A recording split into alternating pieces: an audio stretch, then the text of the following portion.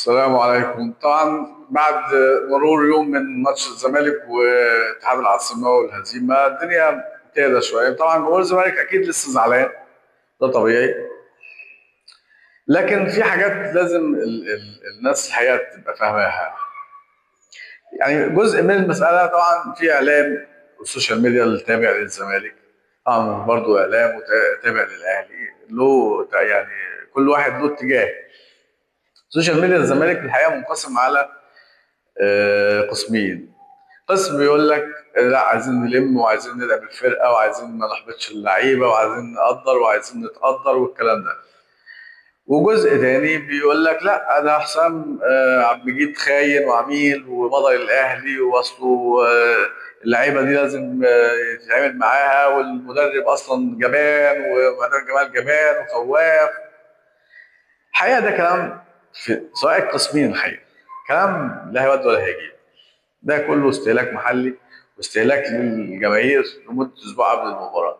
انت ما كانش ابدا حد يتوقع لك انك توصل اصلا للخطوه دي حتى لو خسرت. والكلام على ان اتحاد العاصمه على فكره فريق ضعيف وال 12 في الدوري الجزائري ده كلام فارغ، ده فريق متاجله 6 ماتشات ب 18 نقطه. لو كسبهم هيبقى ترتيب مختلف. والجزائر على فكره فيها كوره وفيها دوري قوي، ولذلك شفت الجماهير بتبقى مقفله الاستاد، عندهم جمهور بيقفل الاستاد. فالجزائر فيها دوري جيد وفيها لعيبه كويسين، واحنا النهارده بنجيب اصلا لعيبه من تونس وبنجيب لعيبه من المغرب وبنجيب لعيبه من الجزائر. ما احنا ده احنا بنجيب اللعيبه بتاعتهم عندنا في الدوري عشان تقوي الفرق. فالناس دي عندها دوريات قويه وعندها منافسه كبيره جدا ما بين الفرق وعندها جماهير. شفنا احنا شباب بلوزداد الجماهير كان مقفل الاستاد، وشفنا اتحاد العاصمه الجماهير مقفله الاستاد، وفي فرق تانيه لها جماهيريه برضه متقفل الاستاد. وبالتالي يعني لا، ما احنا ما بنشوفش ده في مصر. لا بنشوف الاتحاد مقفل الاستاد ولا المصري مقفل الاستاد ولا الزمالك مقفل الاستاد ولا الاهلي مقفل الاستاد. ما بنشوفش ده في مصر. احنا بنشوف ده في مصر؟ ما بنشوفوش. ده احنا بنفرح لما بنلاقي 10,000 واحد مشجع بيهتفوا في ماتش الزمالك ولا في ماتش الاهلي، نقول جمهور الاهلي وجمهور الزمالك، والمدرج اصلا المدرجات اغلبها بتبقى فاضيه. فما نقللش من الفرق. واتحاد العاصمه فريق مش سيء، ما هواش ريال مدريد عشان بس انت كمان مش ريال مدريد. يعني ما انت مش ريال مدريد. ونهضة بركان وصلت لقبل النهائي والنهائي في دوري ابطال افريقيا، هي بتاع خدت الكونفدراليه السنه اللي فاتت. فالكونفدراليه مش المسافه بينها وبين دوري ابطال افريقيا مش بعيده قوي يعني. بس في ناس فضلت تردد انها بطوله ضعيفه بطوله ضعيفه. يعني مش حقيقي الكلام ده، مش حقيقي. ونهضة بركان لما موجود في دوري الابطال ما هو كمل، ما طلعش يعني من الادوار الاوليه يعني. فمش يعني اتحاد العاصمه انا شايف ان هو فريق جيد. فريق طبعا كان بيلعب لعب مفتوح عشان على ارضه عايز يفوز، فكان في فرصه للزمالك انها بالتحولات تشكل خطوره. طبعا الكلام ده مش هيبقى موجود في مصر. اتحاد العاصمه في مصر يعني هو مش مستعجل ان هو يحط جون، وهيلعب هو على التحولات. يعني هيلعب، هيستناك طبعا في زون ديفنس غالبا من نص الملعب، ويلعب هو على التحولات. فالكره بقت في ملعبه نسبيا. مطلوب ايه؟ مطلوب ان اعلام الجمال يبقى متوقع. هو ما توقعش ماتش شباب البلوزداد في اللي كان في القاهره، ما توقعوش، عشان كده الماتش طلع سيء. لازم هو يتوقع انه لا، اتحاد العاصمه هيلعب بتوازن كبير دفاعي. انت لازم تحضر هتعمل ايه لو الفرقه اللي قدامك قفلت ووقفت مستنياك تحت. احنا عندنا مشكله في الحكايه دي، الزمالك فيها مشكله كبيره جدا في الحكايه دي. الزمالك في ال 10 15 ماتش بتوع معتمد جمال بيلعبوا على التحولات، بيدوا الكره للفريق اللي قدامهم ويستنوا يلعبوا على التحولات. انت هتعمل ايه بقى؟ فرقه مش هتعمل معاك ده، دي هي هتديك الكوره وتقول لك تعالى بقى في ملعبي انا اللي هلعب لك على التحولات. انت بقى ساعتها هتعمل ايه؟ لازم تحضر. اتصور ان معتمد جمال هيبقى اكيد هيفكر في طريقه. طبعا الوقت ضيق انك انت تدرب اللعيبه على حاجات او جمل هيبقى الوقت للاسف ممكن ما يسعفش، لكنه واللعيبه الحقيقه برضو يعني السكواد بتاع الزمالك ما فيش بديل اساسي يا جماعه. الزمالك بيلعب ب 14 15 نفر ما بيتغيروش، ما بيتغيروش. حتى التبديلات انت بتقعد السعيد عشان تنزل كايد، او تقعد كايد عشان تنزل. يعني ما اللعيبه عددها يا دوبك على القد يعني. والحقيقه الارهاق واضح جدا لان مفيش روتيشن، انت ما عندكش اصلا سكواد تعمل بيه روتيشن وتريح لعيب، فما فيش. فبالتالي انت عندك اجهاد كبير جدا. اداره الزمالك انا رايي انها اداره موظفين. يعني انت ماتش سموحه، انت مسافر الزمالك مسافر اسكندريه لاعب ماتش سموحه، انت مش عارف توفر طياره للجزائر؟ لا يا راجل، طب ما انت دفعت 70,000 دولار عشان ماتش سيراميكا حكم اجنبي، وده صح ومهم. ما جاتش بقى على الطياره، ما الطياره ما هي ايه المشكله؟ ما دي بطوله ب 4 مليون دولار بتضيعها عشان ايه؟ عشان 50 60,000 دولار. انت لعيبتك مرهقه ولعيبتك ما فيش عندك سكواد عشان تريح حد وتلعب حد. فانت كاداره بقى قاعد تتفرج على ايه؟ ما اي حد من اعضاء مجلس الاداره دي يدفع المبلغ، ولما يبقى يكسب الكونفدراليه او حتى ما يكسبهاش، كده كده الزمالك هياخد 2 مليون دولار، يبقى اخصم يا عم، يبقى خد يا عم فلوسك حطها في جيبك لما تيجي الفلوس. انما انت تسفر اللعيبه من اسكندريه للجزائر بطيران عادي وترجعه بطيران عادي عشان توفر ايه بس وتنقل ايه وتهبب ايه في حياتك؟ انت كاعضاء مجلس اداره بتهببوا ايه؟ انتوا موظفين، انا عارف ان انتوا موظفين وبتتحلوا بالتليفون، فبقى مش كده يعني. فالوضع الحقيقه مجلس الاداره ده يعني حاجه صعبه جدا.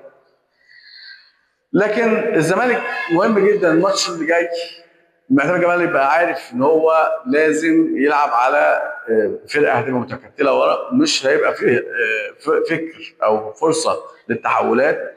ولازم الحقيقه يشوف حلول يعني حسام عبد المجيد انا رايي انه لازم يقعد دكه. انا رايي الشخصي انه حسام عبد المجيد ما ينفعش معاه رفع المعنويات والكلام ده، لازم يقعد دكه. حسام عبد المجيد دماغه مشغوله في حاجه. انا ما بقولش انه مضى لحد، ما بقولش كده، ما عنديش معلومه، بس الولد ده دماغه مشغول. في حد بيكلمه بيتابع معاه او مع حد من افراد اسرته، في حد بيتابع مع الراجل ده، احنا عايزين نشوف الحل، بيلعب في دماغه. فخلاص بقى اركن دكه. انت مضيع بنلت في ماتش انبي وضيعت، كان على الاقل الزمالك خد نقطه. ماتش زي الاهلي بهدلت الدنيا.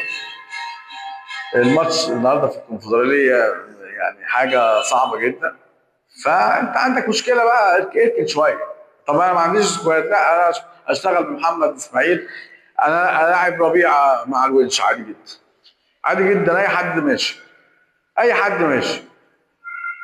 شوف لها حل، شوف لها حل. هتقول لي محمد اسماعيل بيلعب باك يمين، محمد ابراهيم يلعب باك يمين عادي جدا. شوف حد من الناشئين. هقول لك العب بثلاثه وشوف حد من الناشئين، يعني فك حسام عبد المجيد ده باثنين، شوف حد من الناشئين. انما ده راجل مش مركز معانا، ده راجل مش في الليله، ده راجل دماغه في حته ثانيه. يستنى بقى الحته الثانيه، ربنا يوفق. ما هو زمايله هناك، ما هو عملوا ايه يعني زمايله لما راحوا؟ اتشتموا والجمهور قال لهم لعيبه وسخه يا ولاد يعني يروح بقى الحته الكويسه. ماتشين يا جماعه لازم الزمالك يبقى مركز جدا فيهم، ولازم جمهور الزمالك الحقيقه لازم يحضر بكثافه شديده جدا، ولازم يكون في تشجيع من اول دقيقه لغايه اخر دقيقه. ويعني تفاءلوا بالخير تجدوه ان شاء الله. الزمالك قادر ان هو يفوز هنا باكثر من هدف، وقادر برضو انه يفوز على سيراميكا. انا رايي انه الزمالك صحيح فيه ارهاق لكنه قادر انه يفوز على سيراميكا. سيراميكا فريق يعني ما هوش المخيف، خصوصا انه علي ماهر نفسه في الفتره دي في سبوت عليه من الاهلي يعني. فانا بشوف انه اللعيبه والمدرب، اللعيبه عينيها على تروح فين بعد السيزون ده، والمدرب كمان دماغه رايحه في الاتجاه ده. فده ياخد من تركيزهم على فكره يعني. هيخلي فيه رغبه في الفوز واثبات ان هم يستحقوا، لكنه في النهايه التركيز هيبقى مشتت في حاجات تانية. فالزمالك لو ركز والجمهور في ظهره، وانا متاكد ان جمهور الزمالك ما بيأثرش في الحاجات دي وهو في ظهر فريقه، انا اتصور انه الزمالك قادر ان هو يعمل انجاز حقيقي هذا الموسم، وان شاء الله يعمل انجاز حقيقي عشان يحرج الجميع، وعشان يقول لكل الانديه ان المساله مش مساله فلوس، المساله مساله انه يكون في عداله، وانه الافضل هو اللي يشتغل. يعني مش لازم مدرب اجنبي ب 3 مليون دولار، اهو مصري معتمد جمال، انا رايي ان هو يعني احسن من طلب على الاقل. فكل التوفيق للزمالك ونتمنى الخير، وان شاء الله يعني اللي جاي افضل. طبعا في كلام دلوقتي على صفقات الاهلي، ما هو طبعا ما دام في اجازه هنشتغل بقى في الصفقات. ابراهيم عادل خلاص بقى موجود في الاهلي، ده قتل بحثا. الكلام دلوقتي اكرم توفيق هيرجع عشان ديانج ماشي. طيب حلو، وهنجيب كباكا كمان من سيراميكا. يا عم كتر خيرك، اهو على الاقل سنه صغير ماشي. طب محمد عبد الله يرجع ولا ما يرجعش؟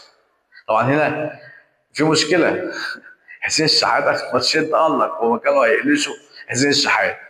حسين الشحات تالق، وزيزو موجود في المكان ده، وطاهر. طب محمد طاهر برضو ما ينفعش نفرط فيه، لو فرطنا فيه هيروح بيراميدز، هيروح الزمالك.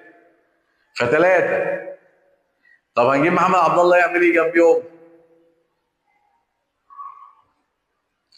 يعني انت عندك اشكاليه في النجوم، ومع ذلك الكلام على الصفقات مش لاقيين اسماء دلوقتي يطرحوها ولا كلام يغزلوا بيه الجمهور. فالكلام على مين بقى؟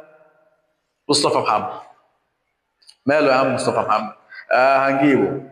طب ده راجل ب 4 مليون دولار، هتجيبه؟ هنرجع تاني 4 مليون دولار. طب وامام عاشور؟ يعني لو هو اللي حط الجول مش مصطفى محمد، مش هيقول لك هات؟ يعني يا جماعه، يا جماعه ليبوها بقى. هتدفع بالدولار وهتدفع ملايين الدولارات، يبقى مش مصري، ما ينفعش يبقى مصري. ما تجيب يا عم مهاجم افريقيا يا عم، وبلاش المكايده يا عم، وبلاش الغل يا عم. يعني هو انت شايف مصطفى محمد مقطع الدنيا؟ ده حسام حسن قال لك عليه ربع، ومقعده دكه ما بيلعبوش.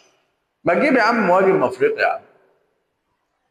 ما دام انت هتدفع 4 مليون دولار ليه؟ هي حبكت. احنا بنحب نكيد. ليه؟ عشان صفقه للجماهير مش للفريق. صفقه عايزين نجيبها للجماهير مش للفريق. طب ما الجماهير في الاخر لما بتلاقيش نتيجه بتزعل وبتشتم الاداره، ما بتتبسطش. يا عم ركز في احتياجاتك مش في المكايده. ركز تجيب لعيبه كويسه. ركز في انك انت تبص على لعيب كويس تجيبه يفيد الفريق. ربنا يهدي. شكرا جدا لك.